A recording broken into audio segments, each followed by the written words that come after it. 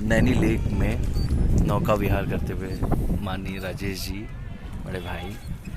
और काफ़ी आपको कैसा लग रहा है इस टाइम? बहुत बढ़िया। बहुत ज़्यादा ठंडक है ना? ठंडक तभी तो है लेकिन एक मज़ा भी आया। अब आप सूरज का, मैं आपको दिखाना चाहूँगा लेक का नज़ारा।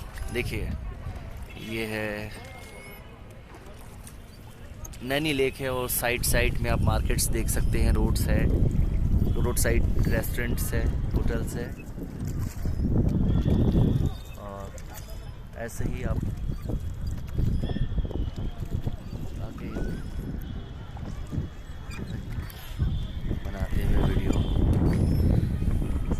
अभी हम लोगों को उस डेस्टिनेशन पर जाना है। यहाँ पर ये नैना देवी मंदिर है, यहाँ पे हमें ड्रॉप किया जाएगा बोट से। बोटमैन भी बहुत मेहनत, काफ़ी एफर्ट का काम है। It's not easy to move this, I don't know इसको क्या कहते हैं, बोट। यस। और ये देखिए सूरज की कितनी अच्छी किरणें पड़ी, पूरे चांदी जैसा चमक रहा है।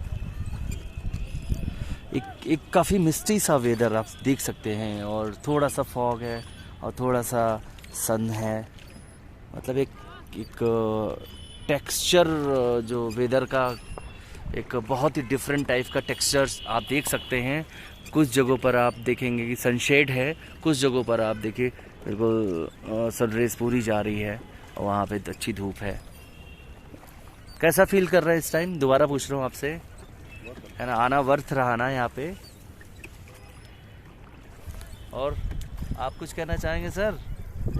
आनंद नहीं, आनंद ही है, आनंद है, आनंद ही आनंद है, आनंद है। आनंद ही आनंद है। ये पकड़ लीजिए ज़रा, बस ऐसे ये रही है। ठंडा के साथ सर्दी में धूप का मज़ा ले रहे हो और जवाब बहुत ज़बरदस्त बड़े भाई।